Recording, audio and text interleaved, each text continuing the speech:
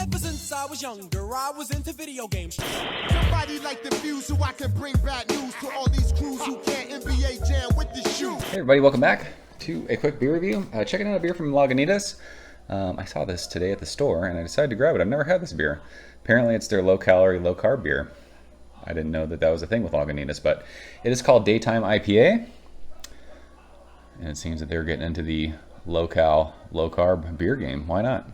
That's the thing with beer, right? That's the struggle. Trying to fit beer into your macros.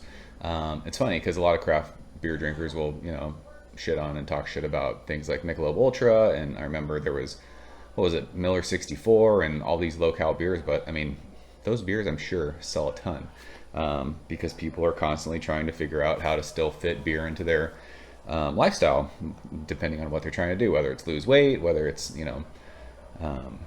stay fit, whatever they're trying to do. So it makes sense for, craft breweries to be doing this. I've never paid attention to it. Maybe this has been a thing for a while. Who knows? So per the can, 4% alcohol by volume. The reason I picked this up is because I saw it. I didn't realize it was like a low calorie thing. But this is only, let's see here, 16 days in the can. It's super fresh. I saw that. I'm like, wow, this was canned on July 7th. So today is the 23rd. So distribution, Lagunitas is Petaluma. Is it Petaluma? What are they considered? It's Chicago and Petaluma. Considering NorCal to SoCal with distro, seeing this this fresh, it's pretty cool. So a beer I've never had this fresh. I figured this would be a good first impression. I remember when session beers were kind of a thing a few years back. Remember when Stone did like Go To, and I know Founders does all day. Like session beers are a thing. I just remember the few session beers that I had, they just were so overly hopped. It just was so unbalanced and so weird, but I just never really got into them. I don't mind them. I like session beers, like if I'm golfing on the golf course, like low ABV. I'm the king of hashtag Team Low ABV, but this beer looks like a lager. There is a chill haze, but it is clear. I can see tons and tons of carbonation in the glass. Finger of fluffy, rocky, sudsy whitehead. It's this. It probably looks darker on camera, but this looks like a lager to me. So, how many of you guys worry about calories? And dude, it's shitty to even think about.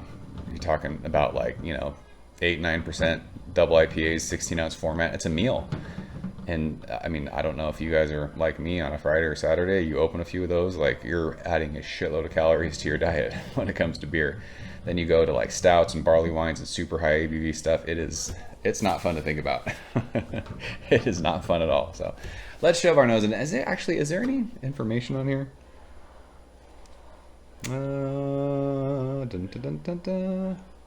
Represents everything we know about making hop forward beer. Call us. Wow, they put their number on here, huh?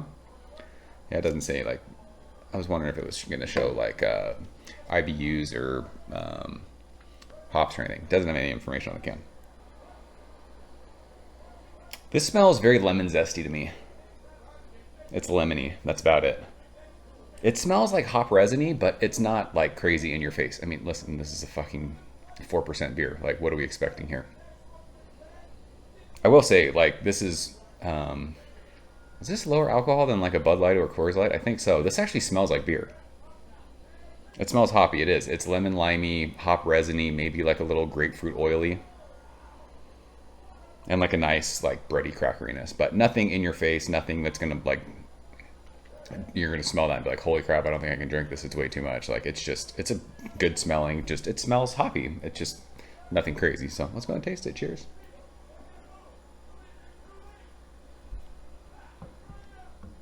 Ooh, that is light. Really light. I mean, listen, this isn't bad. It tastes exactly what it smells like. It tastes lemon limey, grapefruit oily, decent hop bitterness for a split second. Flies right off your palate. Finish is super dry with a nice kind of crackery sweetness. I mean, this isn't a bad beer. They didn't go, I don't think this beer is too over the top hoppy. I remember Stone Go To, it just, you took a sip of it and it was light bodied like this and it was just so overwhelmingly bitter. You're like, what the fuck are you guys doing? Why are you doing that? I don't know if go-to is even a thing anymore. I haven't seen that beer in forever, but it was just so overdone because they were trying, I think, just to get flavor into a really low alcohol beer. But as long as you go into this beer expecting it to be what it is, like, I'm sure you'd be stoked with this beer. For under 100 calories, it tastes good. Super light, like I said, spritzy. It's like drinking a really hoppy lager. And when I say really hoppy lager, you're not used to lagers being hoppy, so don't think this is really hoppy, but in the sense of that, if that makes sense. If you like citrusy, lemon, lime, like I said, hop resiny, grapefruit, oily beers that are super dry and easy to drink, this is you. I don't think this is going to kill your palate. I'm sure some people would think this is really hoppy. Like if I gave this to my mom and be like, hey, try this. She's pretty sensitive to hoppy beer. She'd probably think this is really hoppy, but I mean, this isn't bad. I might throw this into my rotation. Why not? Have this in the fridge all the time. I mean, this is a nice, like, warm weather beer.